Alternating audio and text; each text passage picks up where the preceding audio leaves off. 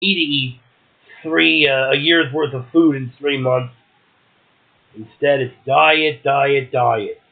You know, that's probably one of the reasons I'm so grouchy.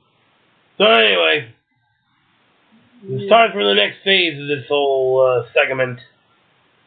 Doesn't it go to, what is it? We still do the historic news? Yes, Joe Vector? yes, we do.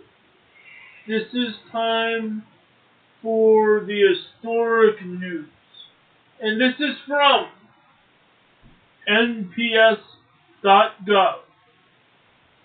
History Culture. The story of the teddy bear. Oh, this is an old one, but one that I've heard. Did you know that the teddy bear was invented in honor of President Theodore Roosevelt?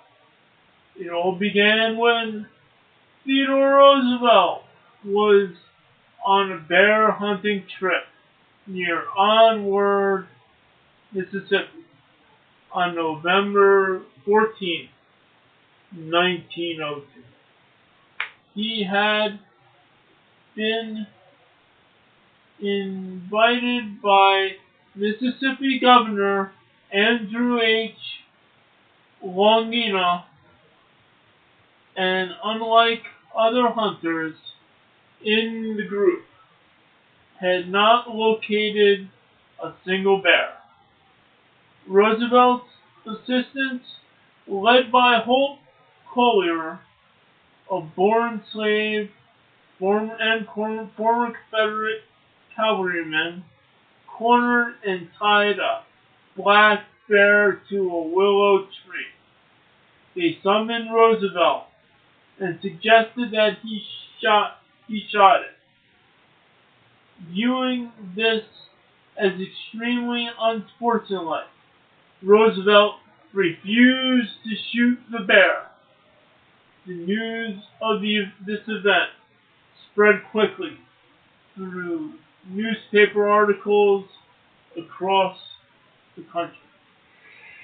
The articles recounted the story of the president who refused to shoot a bear. However, it was not just any president. It was Theodore Roosevelt, the game hunter. A political cartoonist by the name of Clifford Berryman read the article and decided to lightheartedly lampoon the president's refusal to shoot the bear. Berryman's cartoon appeared in the Washington Post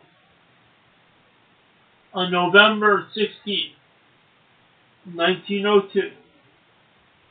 A Brooklyn candy shop owner by the name of Morris Mishtom saw the cartoon and had an idea. He and his wife Rose were also makers of stuffed animals, and Mishtom decided to create a stuffed toy bear and dedicated it to the president who refused to shoot a bear. He called it Teddy Bear. After receiving Roosevelt's permission to use his name, Mishtom mass-produced the toy bears, which were so popular that he soon founded the ideal toy company.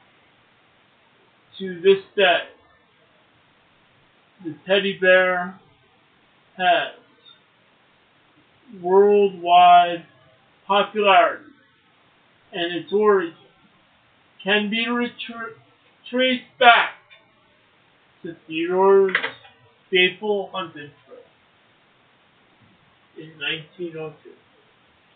Yeah, so a bunch of dummies tied a bear to a tree, and offered the helpless dummy to old Theodore, and he wouldn't have it, see? Because he didn't like the idea of shooting a helpless bear. This is the cartoon Well, illustration.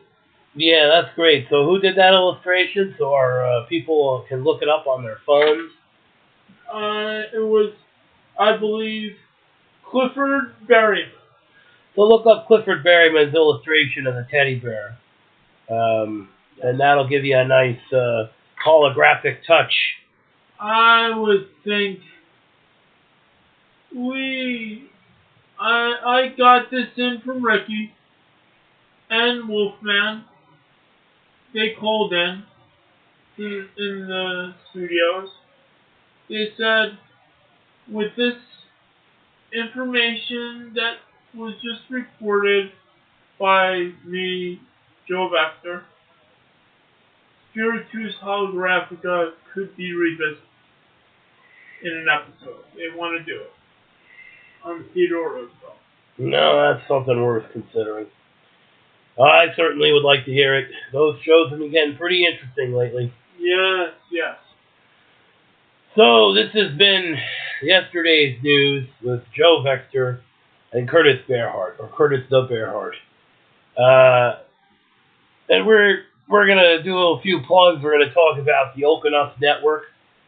Check out audiobooks on Oakwood's Afternoon, a channel featuring audiobooks and the writings of Richard Andrew Oakes and David Michael Lockwood Jr.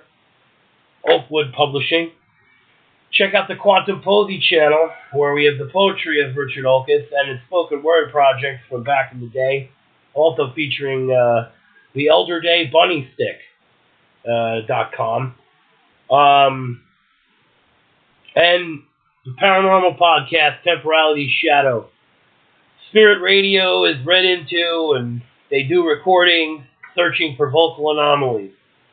It's very creepy, especially if you believe in the paranormal. I'd check it out. The Oakenups Network, audiobooks, poetry, spoken word, paranormal investigations, talk, game design, a creative baptism for every day. Go to Spreaker.com, and for the books, Amazon Kindle, and soon, Amazon KDP. Yes, very good. This is Joe Vector, a supporter, and I am here to plug a show on the Joseph Vivaldi Network. I am here to plug Spiritus Holographica, a show by Ricky and Wolfman, and it is a show where it's parallel worlds, parallel dimensions, interesting reality, and the landscape of the Earth can change with their interpretation. The cultural, socio-political landscape, you mean? Yes, the cultural, socio-political landscape, even space maybe. The boundaries of the hologram are limitless. Also, I want to plug the Ricky and Wolfman show. Oh, yeah. Interesting shows. It sure is. I don't mind listening to that one. They're doing Back to the Future analysis right now, or commentary, and they're going to be doing special It's a Wonderful Life commentary. Christmas time.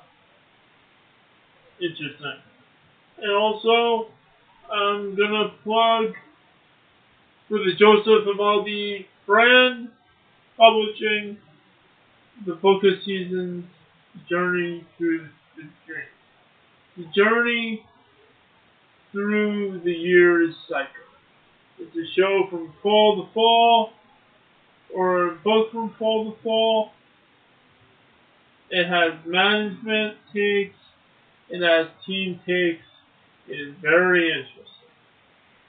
And I even got the thumbs up from Joseph Vivaldi. Yeah, well, I should hope so. I hear it's a good book. I heard it through the grapevine when I was at the Okinawk Studios not too long ago. Yes. Well, And we're at the Okinawk Studios right now, and help the Joseph Vivaldi Network out a hell of a lot. Yep. Yeah, it ain't so bad. It's a good thing we all band together in harmony because it's a heck of a world out there with doggies on train tracks and giant rotund bears. I mean, It's a real hostile planet we live on. And on that note, I leave you with this.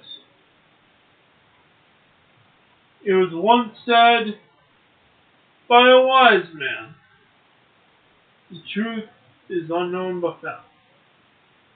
As we delve into the news, we find what many might know, might not know. But as journalists, we report the news with great integrity, and we leave you with yesterday's news. See you later, kids. Thanks for listening.